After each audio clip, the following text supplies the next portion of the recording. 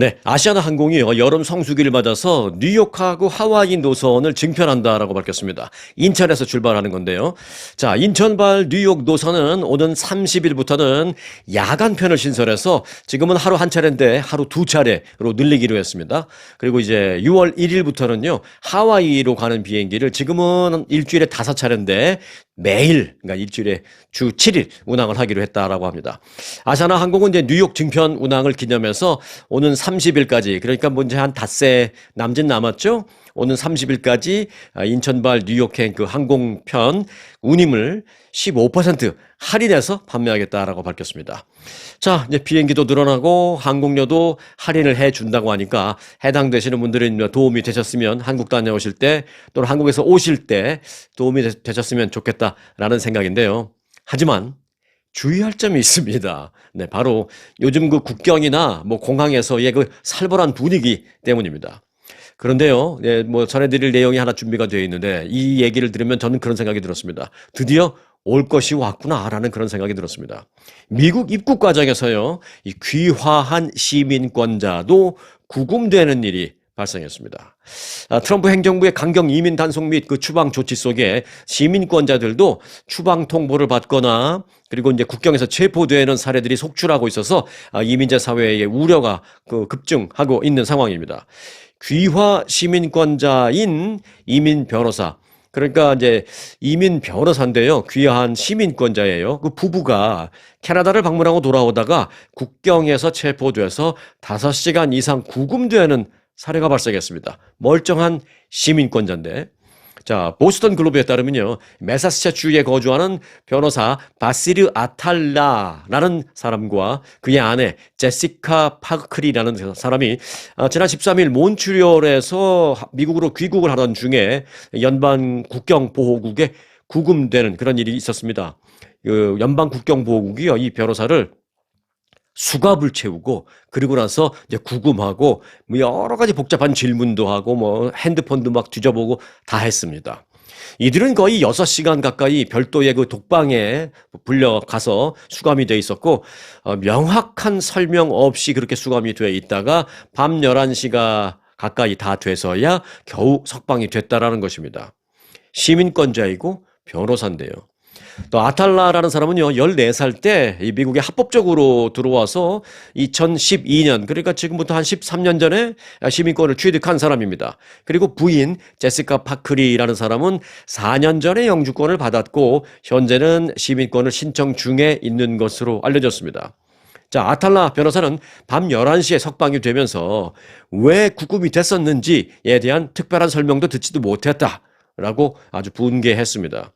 이들은 현재 정부를 상대로 소송을 준비 중에 있다라고 밝혔습니다. 그런데요, 이뿐만이 아닙니다. 이민자들을 돕는 그 비영리 단체에서 일하는 또 다른 시민권자는요, 국토안보부로부터 미국을 당장 떠나라라는 아주 황당한 통보를 하는 이메일을 받았다라고 밝혔습니다. 그런데 결론부터 말씀드리지만 그런 이메일을 받은 사람이 이 사람뿐만이 아닙니다. 자, 샌디에고 카운티에서 태어난 2세예요, 2세. 귀화 시민권자도 아니고 샌디에고 카운티에서 태어난 2세로 미국에서 평생을 거주한 시민권자 알도 고메즈라는 사람은요, 이민 당국으로부터 즉시 미국을 떠나라라는 그 이메일을 받았다라고 밝혔습니다.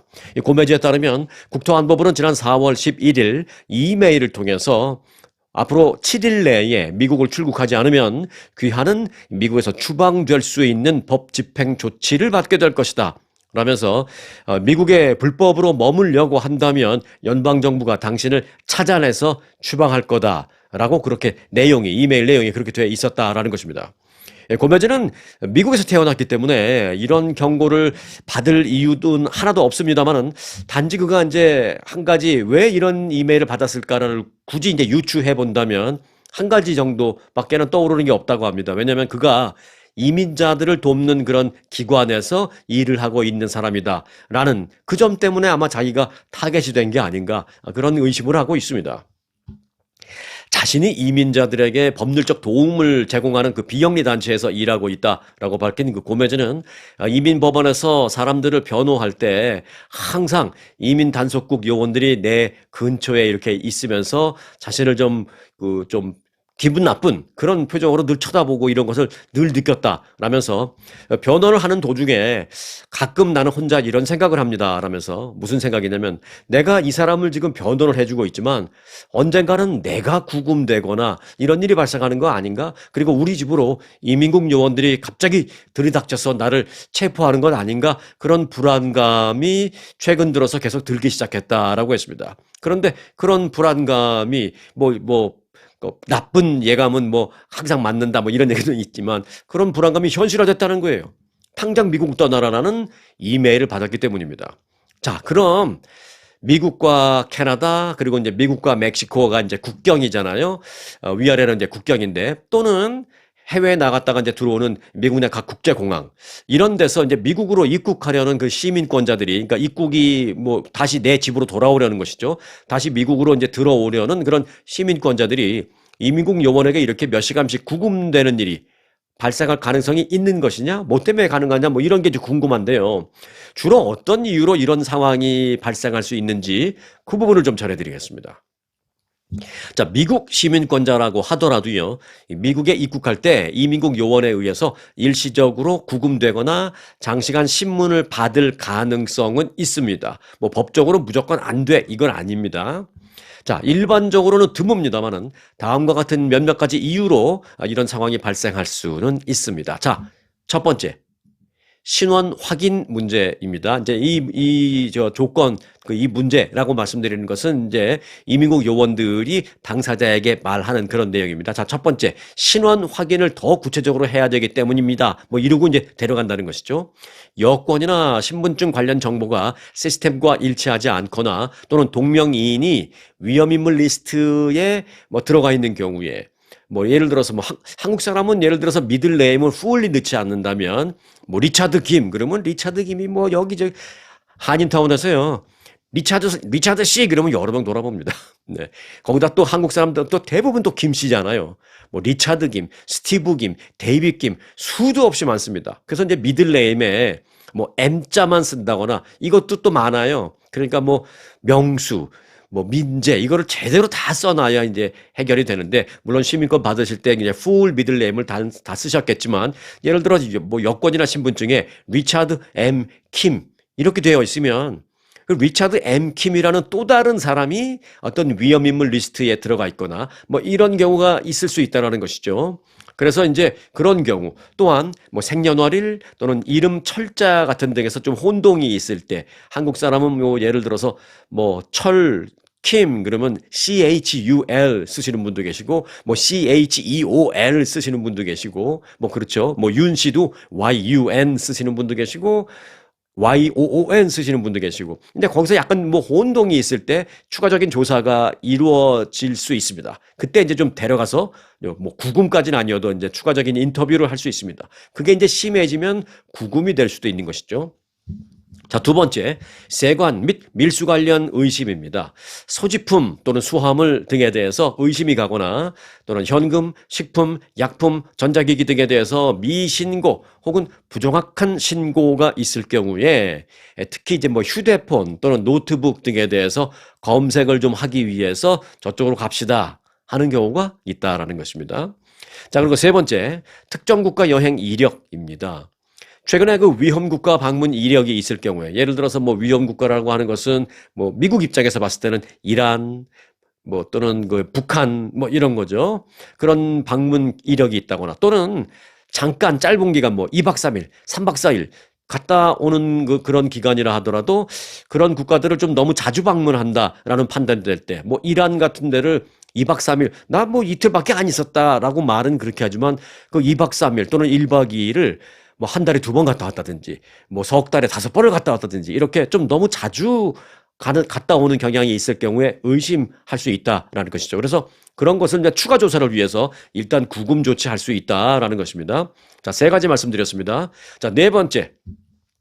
전자기기에 대한 포렌식 검사가 필요하다라고 판단했을 때입니다.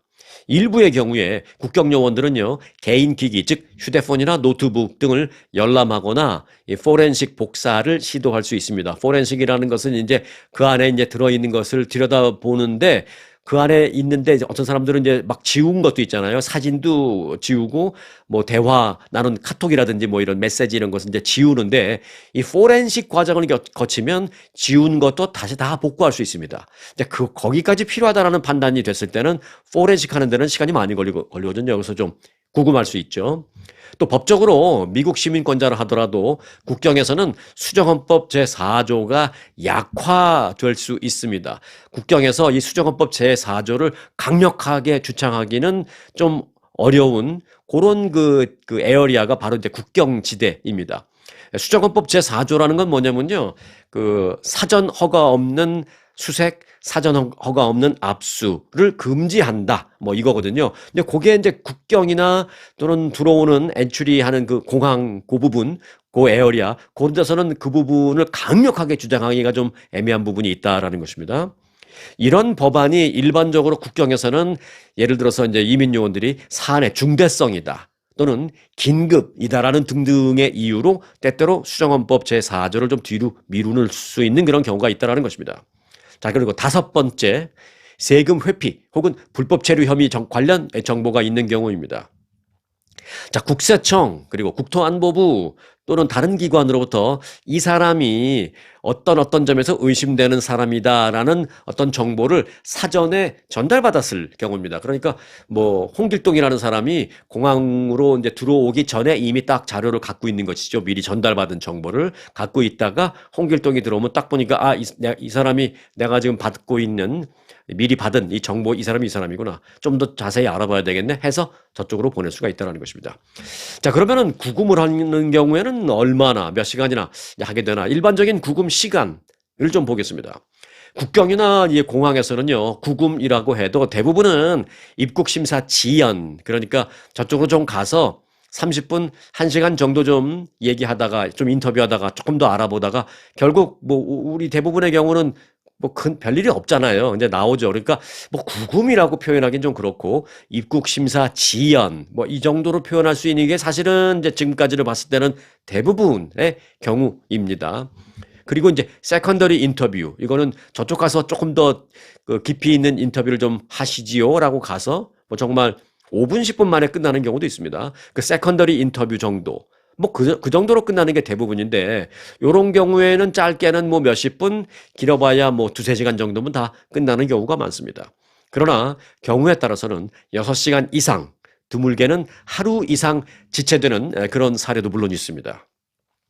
자, 지금까지 이제 말씀을 쭉 드렸는데, 뭐 디테일하게 말씀드렸습니다만, 제 생각엔 그래요. 우리 한인들의 경우에는 뭐 해당되는 케이스가 많지는 않을 거라고 생각이 됩니다. 하지만 절대로 방심할 수 없는 게 또 지금 상황인지라 그렇습니다. 그러나 여러분들의 머릿속에 지금까지 말씀드린 것도 잘 기억해 놓으시길 바라겠습니다만은, 한 가지는 분명하게 기억하시기 바라겠습니다. 결론적으로 말씀드리겠습니다. 미국 시민권자는 기본적으로 입국이 거부될 수는 없습니다. 앞서 말씀드렸다시피 뭐 옆으로 가서 좀 깊이 있는 인터뷰를 한다거나 뭐 좀 최악의 경우 뭐 5시간, 6시간 구금이라고 표현할 수 있는 그런 상황을 겪거나 그래서 이제 입국이 지연되거나 그렇게 될 수는 있습니다만은 미국 시민권자라면 근본적으로 입국이 거부될 수는 없다라는 건 분명히 알고 계시기 바라겠습니다. 이 부분은 여러분들이 그러면 마음 놓고 다녀도 됩니다라고 그 말씀을 드리려고 하는 것이 아니라 만에 하나 어떤 상황이 접해졌을 때 너무 너무 쫄지 마시라는 것이죠. 예, 내가 시민권자라면 근본적으로 내가 좀 불편한 과정을 겪을지는 모르겠지만 이거 재수없게 어떻게 됐네 라는 생각까지는 오케이. 그러나 근본적으로 나를 입국 금지시킬 수는 없다. 내가 들어와서 뭘 한이 있더라도 뭐 소송을 제기하거나 뭐 들어와서 뭐 명명백백히 뭘 가리거나 할 수는 있지만 시민권자를 입국 거부할 수는 없다. 요거 하나는 이제 머릿속에 넣어 놓으시기 바라겠습니다. 하지만 이제 입국 지연 같은 건 좀 당할 수 있다. 이것도 이제 함께 머리에 넣어 놓으시기 바라겠습니다. 자, 해외 나갔다가 들어오는 경우에 조심해야 될 그런 사항을 전해드렸는데요. 근데 지금 이게 다가 아닙니다. 해외에 나갔다 들어오는 게 아니라 지금 미국에 멀쩡히 있어도 시민권자가 아주 충격적인 그런 이메일 추방 통보를 받는 경우도 지금 생겨나기 시작했습니다. 트럼프 행정부가 전임 바이든 정부 시절에 임시 체류를 승인받은 90만 명을 대상으로 그 임시 체류 신분 그걸 지금 캔슬하고 있습니다. 캔슬을 하면서 동시에 뭐 그 90만 명의 지금 순서대로 나가라고 추방 통보를 이메일로 보내고 있습니다. 실수와 그런데 오류도 있습니다. 그래서 그 90만 명이 아닌 멀쩡한 그런 뭐 임시 체류 허가 이런 것도 아니고 나 그냥 멀쩡한데 20년 전에 시민권 받은 멀쩡한 사람이라고 생각하고 있는데도 추방된다라는 이메일을 받는 사람도 생기고 있습니다. 멕시코 국경을 넘어서 입국한 그 서류 미비 이민자들에게 과거 정부에서 2년간의 그 온라인, 그러니까 2년간의 그 임시 체류 허가를 준 적이 있습니다. 이거는 이제 마구잡이를 아무나 준 게 아니라 그 미국 정부가 온라인 그 앱을 하나 만들어서 그 CBP 앱이라고 해요. CBP라는 게 이제 국경세관보호국, 이제 국경국이죠. CBP가 그 CBP1 이라는 이제 앱을 하나 만들었어요. 그래서 그 앱을 들어가서 불법 체류자들도 내가 미리국으로 난 들어왔는데 난 지금 미국에 살고 있습니다라고 이제 신고를 하면 그 사람을 그 바이든 정부 때는 그 사람을 쫓아내려고 하는 것이 아니라 그 신고를 한 데이터베이스를 쫙 모아놨다가 지금 우리 미국에 이렇게 미리국으로 들어온 사람들이 이 정도 있구나. 물론 숨겨져 있는 것도 있지만 대충 이 정도 있구나라고 이제 좀 감을 잡고 또 그들을 더 이상 늘어나지 않게 좀 숫자를 통제하고 관리하기 위해서 이제 그런 걸 했었는데 그거 믿고 바이든 행정부 때 그거 믿고 그 CBP1 앱에 들어가서 신고한 그 사람들에게 지금 당신 임시 체류허가 우리 정부에서는 캔슬 시키니까 당장 나가라. 안 그러면 잡아다가 추방시키겠다라는 이메일을 받고 있는 것입니다. 그런데 그 사람들만 받는 게 아니라 그 사람들에게 이메일을 보낸다. 90만 명한테 보낸다라는 미명하에 그 90만 명에 들어가지 않은 멀쩡한 시민권자들에게도 지금 막 이런 이메일이 가는 경우가 있다라는 것입니다. 정부는 이와 관련해서 실수와 오류다라고 말하지만 일각에서는 그게 아닌 것 같다라는 그런 분석도 있습니다. 자, 지난 1월 트럼프 정부가 들어서자 이 제도, 그러니까 임시 체류 허가 그 제도를 폐지한 데 이어서 당국은 그 지난달 말부터 해당 허가를 받아 체류 중인 이민자들에게 허가 취소 통지서를 발송하기 시작했습니다. 지난달 말, 그러니까 3월 말부터요. 그러니까 이제 지금 받은 사람이 꽤 많이 있는 거죠. 거긴 뭐라고 되어 있느냐? 이메일 처음 시작은 이렇습니다. 이제부터 당신은 미국을 떠나야 할 시점입니다. 라는 문구로 딱 시작됩니다. 이제 당신이 미국을 떠나야 할 시점입니다. 그리고 즉시 자진 출국하지 않으면 추방될 수 있다라는 경고가 거기 되어 있습니다. 트럼프 행정부는 그 다른 조치들과는 달리요, 이번 조치를 관보에 게시하지도 않고 조용히 은밀히 진행해 왔던 것으로 밝혀졌습니다. 그러니까 한 달이나 지났는데 처음에 한 1, 2주, 2, 3주 동안은 몰랐어요. 그런데 이제 이런 걸 받았다는 게 이제 자꾸 알려지기 시작하니까 언론사에서 그 정부를 상대로 이제 취재를 하기 시작한 겁니다. 그래서 이 언론사의 확인 요청 같은 게 자꾸 빗발치니까 결국 언론사에게 답변하는 형식으로 그렇게 하고 있다는 것을 지금 뒤늦게 인정한 겁니다. 하지만 구체적으로 지금까지 몇 명에게 체류허가 취소 통보를 보냈는지 이 부분은 밝히지 않고 있는 그런 상황입니다. 자, 당국의 이런 체류허가 취소 조치는 당사자들에게 법적으로 대응할 시간을 주지 않고 있다라는 그런 문제도 있고요. 또 그 문제에 더해서 통보를 하는 그 과정에도 여러 가지 오류가 적지 않아서 혼란을 일으키고 있습니다. 그런데 또 일각에서는 그게 오류가 아니라 고의로 멀쩡한 시민권자한테 보내고 있다라는 그런 얘기도 있습니다. 자신은 미국 시민권자인데도 추방한다, 나가라라는 그런 통지서를 이메일로 받았다는 사람들이 지금 여기저기서 나타나고 있기 때문입니다. 그런데 이들은 내가 왜 이런 이메일을 받게 됐는지는 전혀 알 수 없다라고 말하고 있습니다. 자신은 과거에 들어올 때 뭐 미리국으로 들어왔다가 신고해서 임시 체류에 있는 사람도 아니고 정식으로 합법적으로 가족 이민으로 와서 뭐 10년, 20년 전에 정식으로 시민권을 받고 있는 그런 사람인데 내가 왜 이런 추방 통지를 받아야 되는지 나는 모르겠다라는 사람들이 지금 속출하고 있는 겁니다. 그런데요, 이런 오류가 있어 보이는, 다시 말해 엄연히 멀쩡한 합법적인 그런 멀쩡한 시민권자인데도 이런 통지를 받았다라고 말하는 사람들의 공통점이 있습니다. 바로 첫 번째, 귀화한 시민권자다라는 점이고요. 그런데 뭐 귀화한 시민권자라는 것은 뭐 충격적인 놀라운 공통점이라고 저는 생각하지 않는데 두 번째 공통점이 좀 충격적입니다. 바로 그런 통지를 받은 사람들 대부분이 지금 하는 일이 이민 변호사 또는 이민자들을 도와주는 비영리기관 직원들이라는 겁니다. 실제로 최근 그 추방 관련 이메일을 받은 이민법 변호사 이 해리엇 스틸이라는 사람은요, 트럼프 행정부가 이민자들은 물론이고 변호사들에게까지 이민자들을 돕는 이민법 전문 변호사들에게까지도 이 공포감을 조성하려는 것이다라고 그렇게 해석했습니다. 그리고 본인도 그런 통지를 받았다라고 말하고 있고요.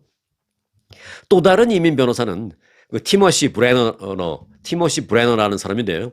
지난 11일 미국을 떠나라는 그 똑같은 통지문을 받았다라면서 지금 행정부는 자신을 괴롭히려고 겨냥하는 그 이민 변호사, 그러니까 이제 이민 전문 변호사들이 뭐 정부를 상대로 소송도 하고 뭐 막 하잖아요. 그러니까 행정부 입장에서 봤을 때는 아니 눈에 가신 거예요. 뭐 우리가 정책을 추진하고 있는데 우리를 괴롭히는 인간들. 이제 이렇게 생각하는 것이죠. 그래서 지금 행정부가 자신들을 괴롭히는 인간들이라고 이민 변호사들을 생각하고 있다는 것입니다. 그래서 아주 강경한 그런 이민 변호사들의 목록과 리스트, 이 데이터베이스를 갖고 있다라는 것입니다. 그 티모시 브레너라는 이민 변호사는 그 정부가 그런 데이터베이스를 갖고 있다라는 것을 나는 알고 있다. 그래서 나는 이 점이 매우 우려스럽다. 이런 말까지도 했습니다. 실제로 미국 이민 변호사 협회는요, 협회 소속 변호사들이 지난 8일부터 이런 통지서를 속속 받기 시작했다라고 밝혔습니다. 자, 이제는 불법 체류자들만 불안해하는 그런 시대가 아닙니다. 합법적인 영주권자는 물론이고요. 일단 국적이 뭐 미국이 아니다라는 점에서 영주권자들 혹시 이제 공항에서 못 들어올까봐 이제 불안해하고 있는 경우 굉장히 많은데요. 그런데 영주권자뿐만이 아니라 더 나아가서 귀화한 시민권자들도 지금 마찬가지로 아주 좀 뭐 불안까지는 아니어도 상당히 우려되는 그런 그 분위기를 체험하고 있는 것입니다. 여기에 더해서 이제는 이민자들을 돕는 이민 변호사들까지 그들이 시민권자임에도 불구하고 그리고 귀화 시민권자도 아니고 미국에서 태어난 그런 시민권자임에도 불구하고 이민법 전문 변호사 일을 하거나 또는 이민자를 돕는 비영리기관에서 일하는 직원이거나 이런 사람들까지도 멀쩡히 시민권자임에도 불안해하는 그런 상황이 되고 있다라는 말씀입니다. 자, 미국 육군에서 지금 커다란 변화가 있습니다. 이제 남녀 평등이라고 좋게 말하면 이제 그런 거고요. 자, 미국 육군이요, 전투병과 그 여군에게 남자군인과 똑같은 체력 기준을 요구하는 새로운 체력 검정 기준을 마련했습니다. 육군은 이른바 성 중립을 반영한 육군 체력 시험 AFT라는 것을 마련해서요, 현행 육군 그 전투 체력 시험이 있습니다. ACFT인데요. ACFT에서 C자를 빼고 이제 새롭게 만들었습니다. AFT. 요건 한마디로 결론만 말씀드리면 남자, 여자, 커트라인 똑같아 이겁니다. 자, 새로운 체력 시험 AFT는 육중한 무게를 들어 올리는 데드리프트를 비롯해서 팔굽혀펴기, 푸시업, 그리고 플랭크, 또 전력 질주하기, 2마일 달리기 등 이 5개로 구성되어 있는 기존 시험인데요. 이 기존 시험의 종목 5가지는 똑같습니다. 하지만 큰 변화는 전쟁 때 이제 격렬한 어떤 전투에 나설 수 있는 보직, 전투병과 보직 21개라고 합니다. 미국에는. 그럼 21개 전투병과 보직에는 여자 군인도 남자 기준을 맞춰서 군생활을 할 수 있도록 해야 된다 해서 그런 검정 체력 기준을 똑같이 적용시키는 것입니다. 뉴욕타임스는 전투보직 여군의 경우에 데드리프트, 그러니까 막 들어 올리는 거, 그런 거에서 그 기존 120파운드를 여자들은 들어 올리면 됐는데 그게 아니라 남자랑 똑같이 140파운드를 들어 올려야 성공한다라는 것입니다. 또한 2마일 달리기도 여자들은 23분 22초에 들어오면 되고 남자들은 22분 안에 들어와야 되는데 다 필요 없다. 여자 기준 23분 22초 없애버렸습니다. 그래서 여자도 남자랑 똑같이 22분 안에 들어와야 된다라는 것입니다. 이 육군의 그 체력 시험은요, 5개 종목이 있다고 말씀드렸잖아요. 그 중에 하나라도 최저 기준을 충족하지 못하면 탈락입니다. 2차례 연속 탈락한 병사는 제대해야 합니다.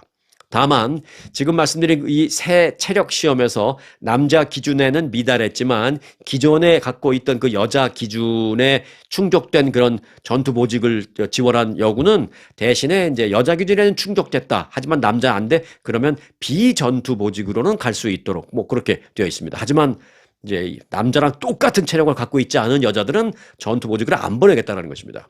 자, 육군은 이 전투병과 병사는 앞서 말씀드린 5개 종목 가운데 한 종목이라도 60점 이하를 받거나 또는 총점이 다 더했는데 5개니까 이제 100점 만점이면 500점이잖아요. 총점이 350점 이하면 남자든 여자든 탈락하게 된다라는 것입니다. 그러니까 이제 350점이라면 5, 7이 35. 하나가 이제 평균 70점 이상 다 돼야 되고, 뭐 예를 들어서 하나가 뭐 65점, 60점 아래는 아니지만 하나가 65점이라면 다른 데서 5점 이상을 충족해야 되는 것이죠. 다른 데서 뭐 75점, 80점은 되면 더하면 350점이 넘을 테니까 그렇게 아주 까다롭게 지금 만들어 놨습니다. 참 여자 군인들은 전투병과 쉽지가 않을 것으로 생각이 됩니다. 자, 새로운 규정은요. 6월 1일부로 발효가 됩니다. 그런데 발효된다고 바로 그날부터 무슨 체력 시험이 있는 건 아니고 체력 시험은 현역 군인에게 이제 내년 1월에 있는 그 시험에 적용을 시키겠다라고 말했습니다. 참고로 미국 육군은요. 현역은 한 해 2차례 체력 검정 시험이 있고요. 주방위군 그리고 예비군은 한 해 1차례 의무적으로 체력 시험에 응해야 합니다. 이번에 그 여군 자격 기준 강화 이거는 누가 만들었는지 여러분들 다 아실 겁니다. 네, 피트 헤그세스 국방부 장관의 지시에 따라서 지금 만들어진 것입니다. 네, 일론 머스크가 조만간 테슬라로 돌아갈 전망입니다. 트럼프 대통령의 지시로 정부 효율부에서 연방기관 지출 삭감 그 작업을 주도했던 일론 머스크가 다음 달부터 정부 업무를 줄이고 테슬라 경영에 집중하겠다. 라고 말했습니다. 머스크는 정부 효율부의 주된 작업이 대부분 마무리가 다 됐다라면서 다음 달부터는 그 작업에 할애하는 시간이 나 자신에게는 많이 줄어들 것이다 라고 말했습니다. 그러면서 대통령이 원한다면 그 이후에도 매주 하루나 이틀 정도는 정부 업무를 할 것이다. 하지만 어찌됐든 다음 달부터는 훨씬 더 많은 시간을 테슬라에 할애할 것이다 라고 덧붙였습니다.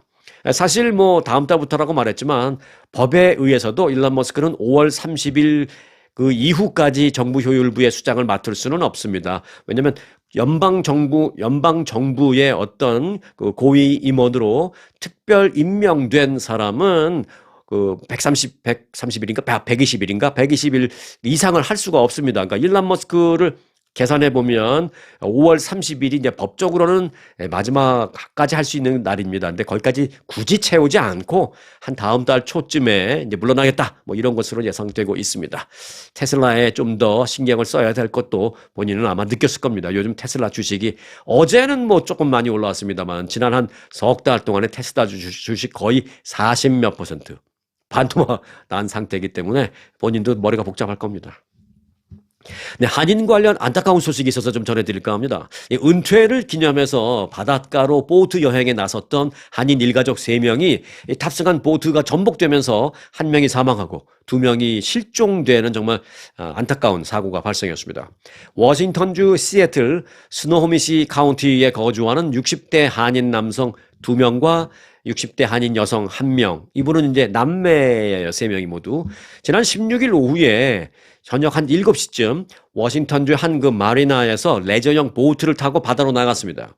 당초 보트는 한 1시간 정도 돌다가 저녁 8시에 돌아올 예정이었습니다만은 가족들이 아무리 기다려도 돌아오지 않자 결국 가족들이 밤 11시에 경찰에 신고를 했습니다.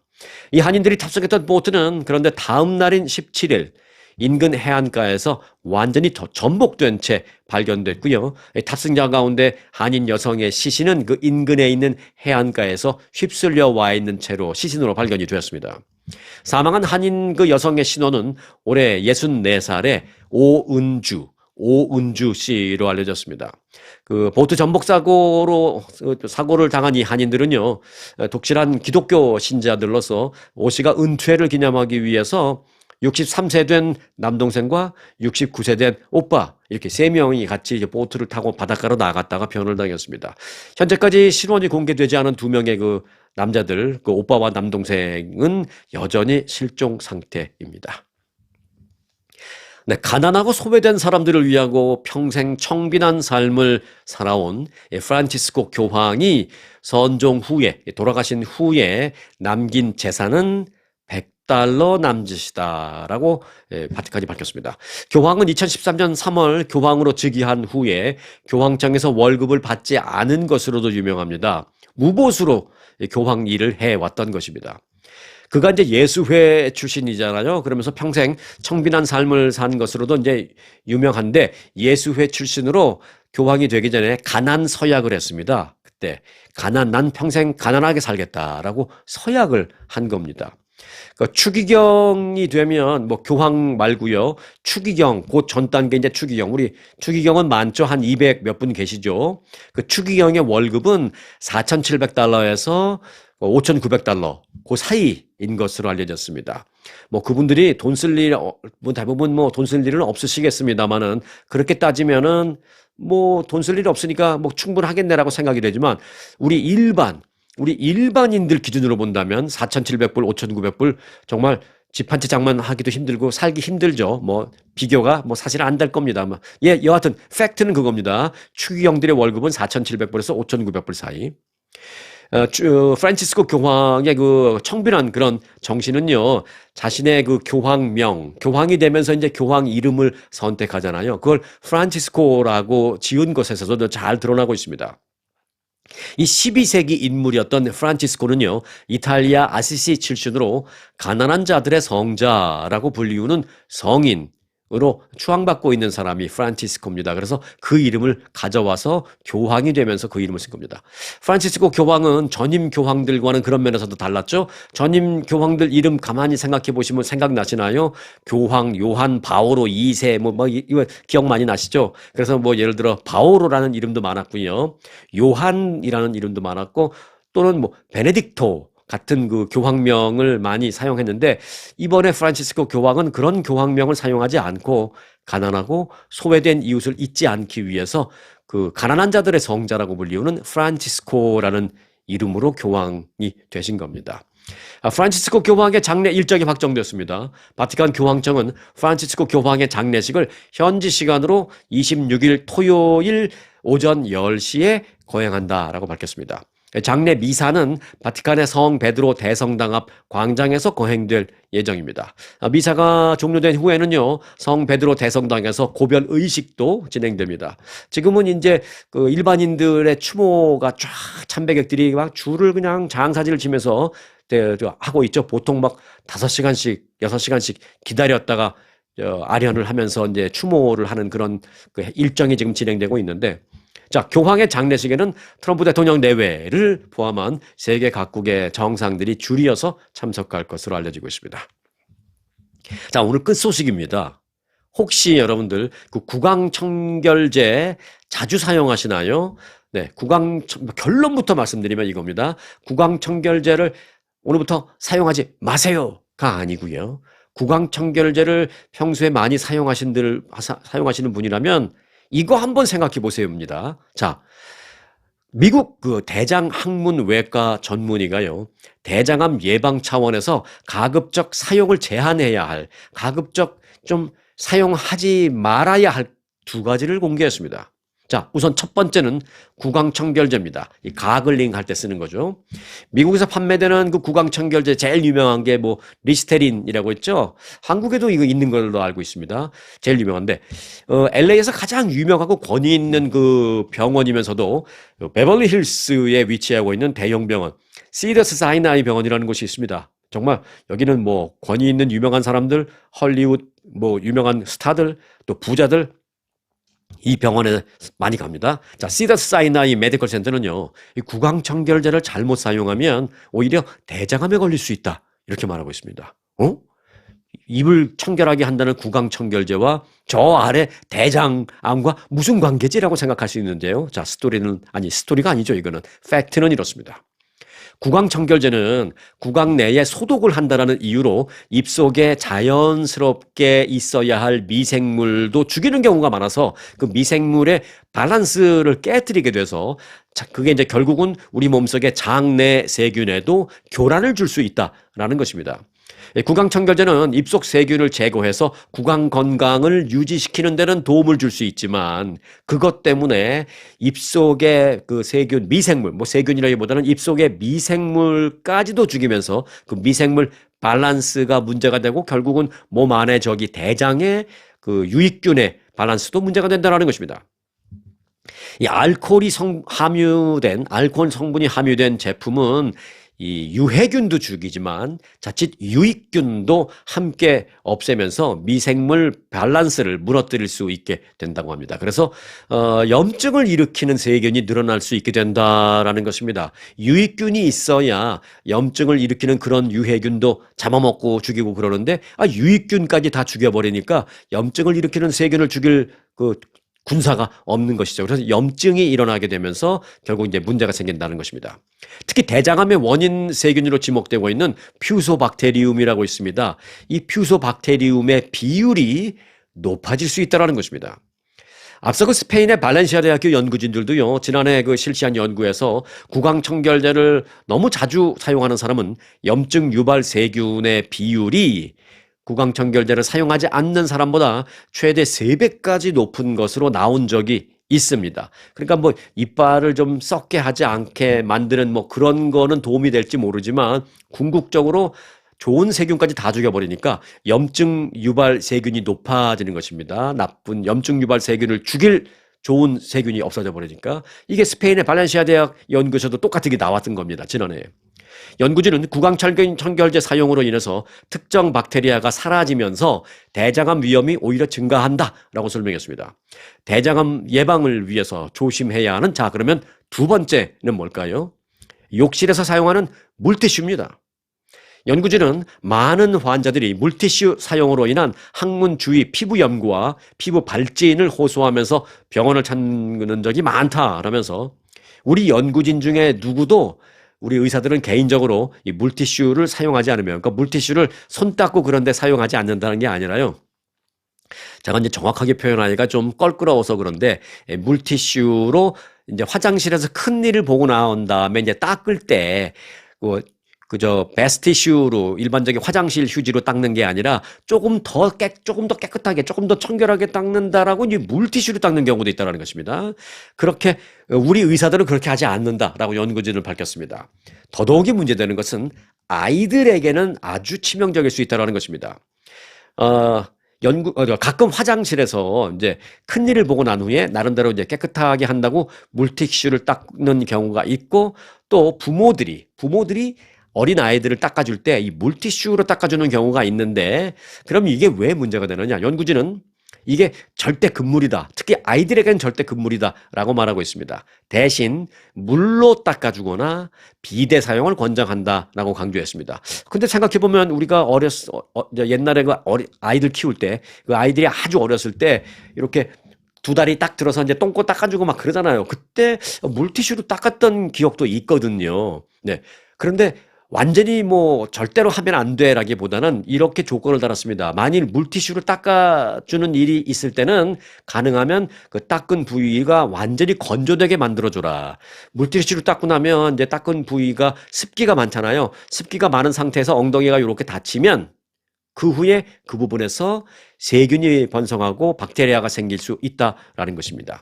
물티슈는 간편하게 청결을 유지할 수 있어서 위생적인 제품이기는 하지만 물티슈에 포함된 향료 이런 게 나쁠 수도 있고요. 거기에 이제 그 방부제 같은 것도 들어있을 수 있습니다. 그런 게 이제 어린아이들 그 똥꼬에서 이렇게 안으로 들어갈 수 있잖아요. 그래서 그 방부제 또 향료 이런 게 몸에 나쁠 수 있습니다. 체내로 들어가면. 그리고 이제 세정 성분 자체가 좀 독하기 때문에 그런 부분이 있습니다. 피부에 자극도 주고요. 특히 사용 후에 제대로 건조하지 않고 그냥 막 대충 옷을 입혀버리면 항문 주변에 습기가 남아있게 되고 그렇게 되면 박테리아나 곰팡이가 거기서 증식을 하기 때문에 굉장히 위험할 수 있다라는 것입니다. 자, 구강청결제 그리고 물티슈 깨끗하게 한다고 이제 사용하는 이런 것들이 자칫 잘못 사용하면, 그러니까 사용하지 마세요가 아니라 자칫 잘못 사용하게 되면 대장암의 원인이 될 수 있다라는 점 명심하시기 바라겠습니다. 자, 오늘도 스트레스 없는 건강한 하루 되시기 바라겠습니다. 오늘 영상은 여기까지 하겠습니다.